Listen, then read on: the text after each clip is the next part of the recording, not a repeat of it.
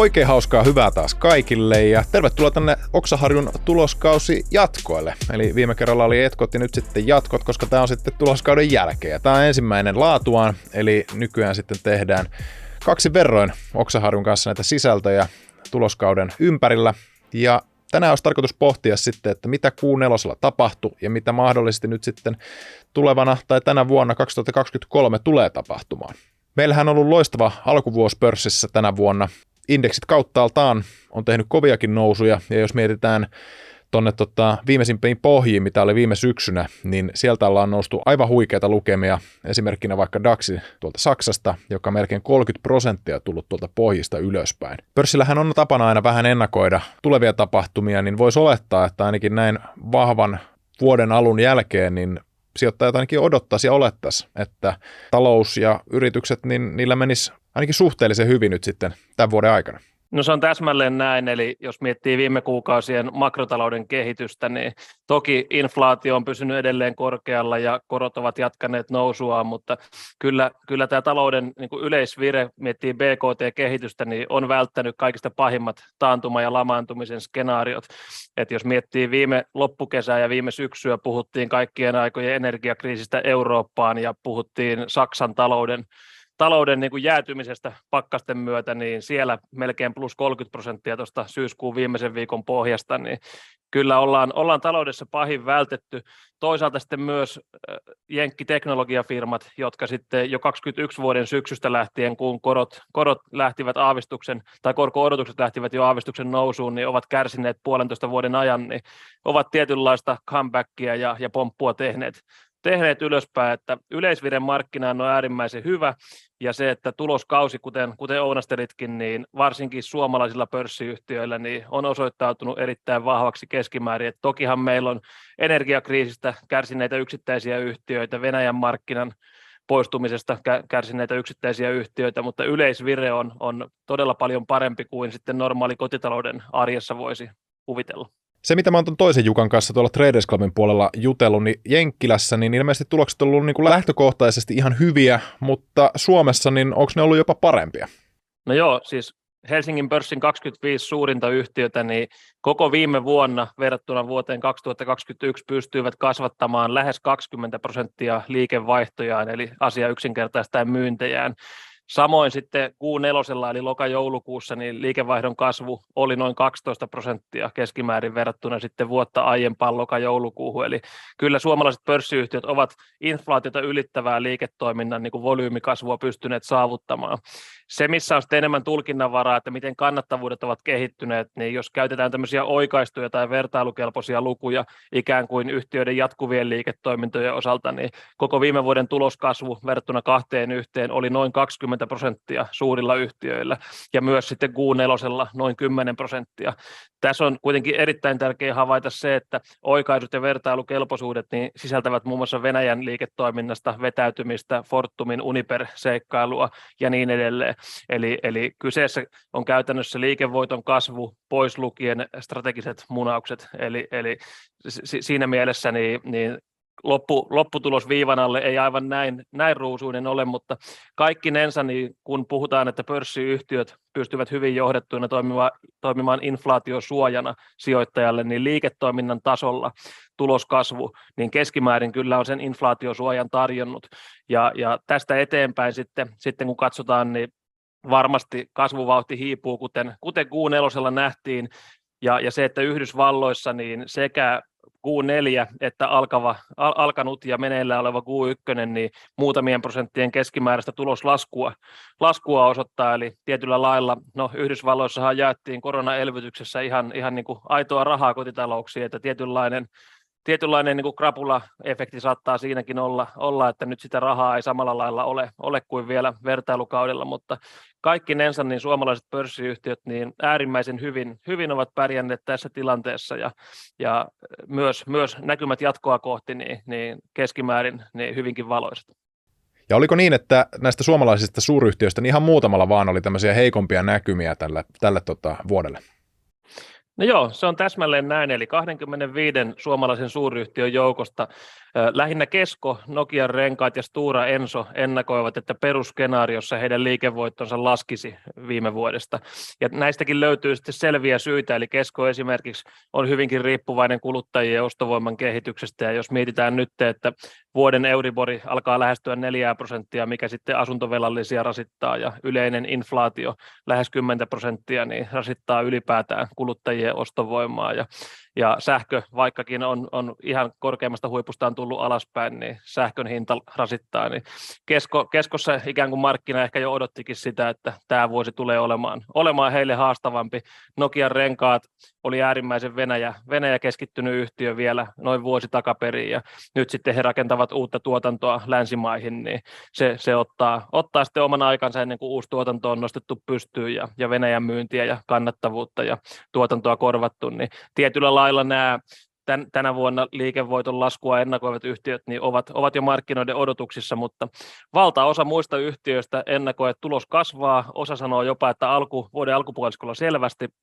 osa sitten näkee, että tulos on vakaa viime vuoteen nähden. Se on totta kai huomioitava, että kaikki yhtiöt eivät anna ihan täsmällistä numeerista ennustetta tai edes niin suoraviivaista ennustetta, mihin tulos kehittyy, vaan näkymä on sitten laveampi. Mutta suuri kuva on se, että minkäänlaista lamaantumista tämän vuoden talouskehityksessä ei nyt ainakaan alkuvuonna annettujen näkymien osalta ole olemassa, ja samoin myös osinkoehdotukset, niin niissä jos jonkinlaisen signaaliarvon haluaa nähdä, niin varsin rohkeita osinkoehdotuksia, jolloin sitten yhtiöt tulkintani mukaan näkevät sen, että tämän vuoden tuloskehitys olisi sitten omiaan niin kuin pysymään hyvällä uralla, ja ehkä niin kuin korkea inflaatio-oloissa, niin totta kai kun näkymiä miettii se, että inflaatio on hieman markkina-alueesta riippuen 5 ja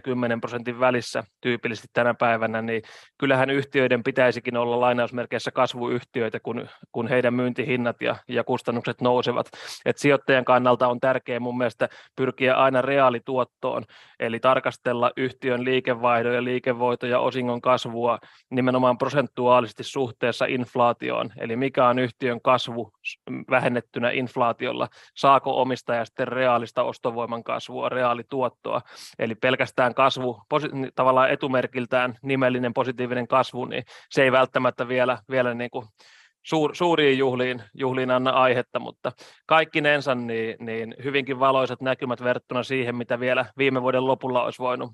aavistella, että tänään puhutaan. No nyt kun sä oot tutkinut näitä yhtiöiden tulosraportteja, niin oliko siellä jotain yhteistä teemaa, että kun meillä on ollut koronaa ja meillä on ollut energiakriisiä ja muuta, niin oliko siellä sellaista yhteistä mörköä nytten niin kuin ollenkaan vai onko se vähän niin kuin, että nyt kaikilla on sitten omat ongelmat nykyään? No joo, ehkä kahteen koriin jakaisin, eli on nämä suoraa niin kuin Venäjän hyökkäyssodasta Ukrainaan kärsivät yhtiöt, jotka sitten hakevat niin kuin uutta jalansijaa joko tuotannon tai myynnin tai molempien näkökulmasta länsimarkkinoilla, ja sitten toisaalta on yhtiöiden laaja joukko, jotka yleiseen epävarmuuteen niin kuin viittaavat. Että totta kai tulevaisuuden näkymät, niin niissä on monia riskivaraumia, ne ovat monisanaisia ja hyvinkin pitkiä luetteloita. Jos miettii yhtiöille yhteisiä tekijöitä niin kuin tämän alkuvuoden markkinatapahtumien kautta, niin korothan ovat jatkaneet edelleen nousuaan, varsinkin helmikuussa mentiin kovasti ylöspäin, ja kuten tuossa äsken viittasin, niin myös niin kuin vuoden Euriborilla mitattuna niin 4% raja rikkoutunee lähiaikoina, ja tietenkin korkojen nousulle niin merkittävä taustatekijä on se, että pohjainflaatio, eli yksinkertaista inflaatio, mistä muun muassa energian hintavaikutus on putsattu pois, niin pohjainflaatio ei ole lähtenyt vielä rauhoittumaan toivotulla tavalla.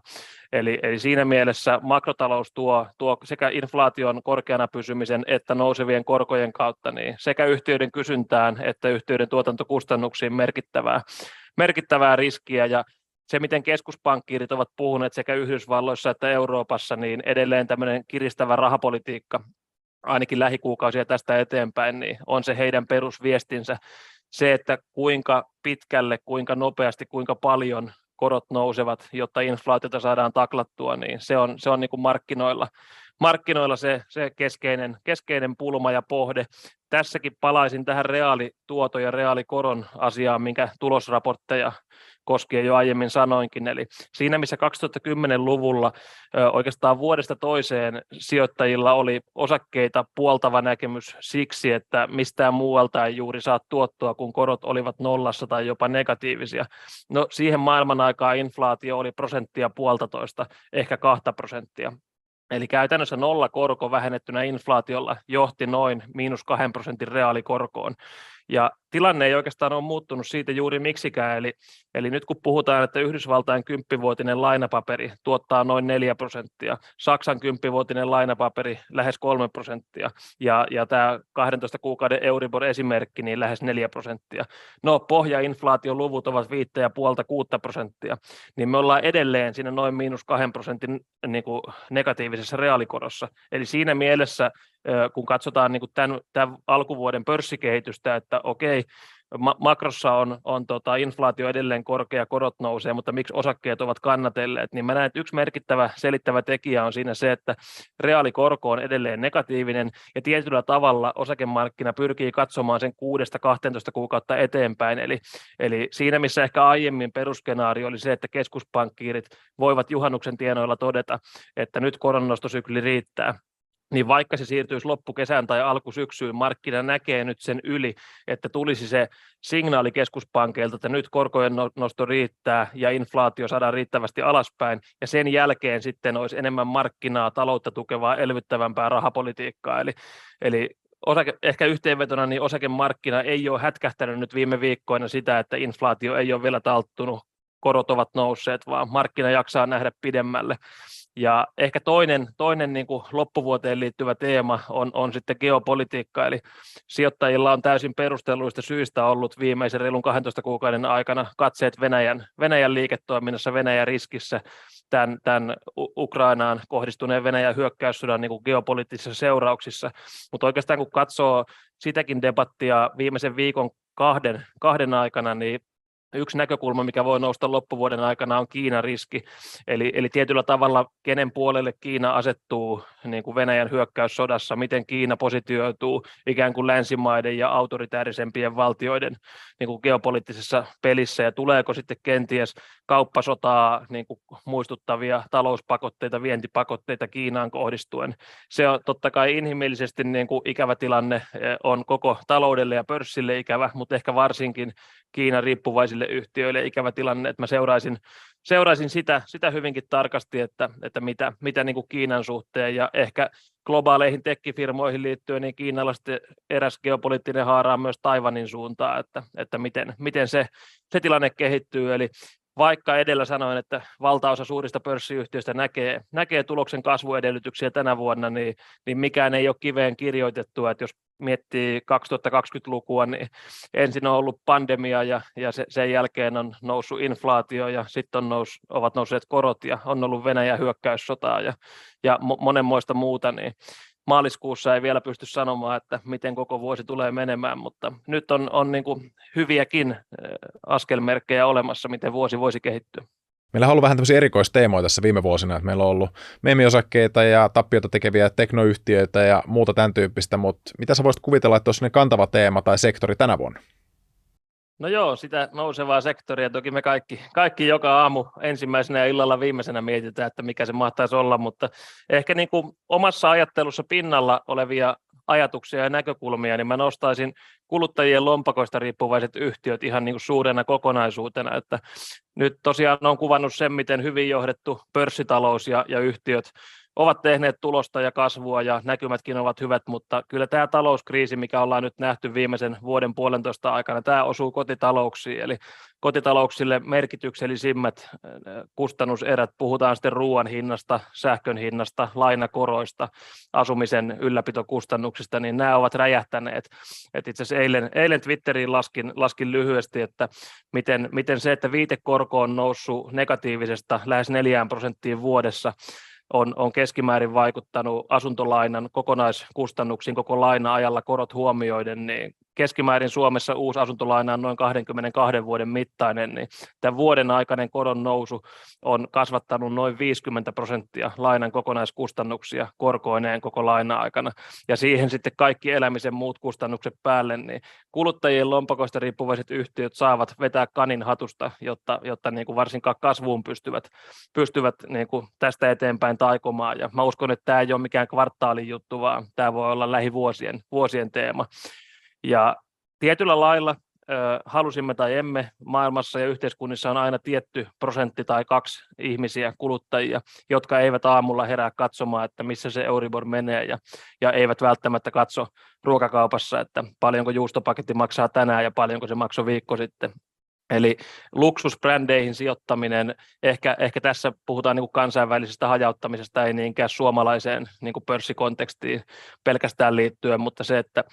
tietyllä lailla mä näen, että kuluttajabisneksessä niin varmasti suhteellisia voittajia voi löytyä enemmän tuolta luksusbrändien puolelta kuin sitten niin kuin laajempaa kotitalousmassaa palvelevista yhtiöistä, varsinkin kun huomioidaan, että vertailukausi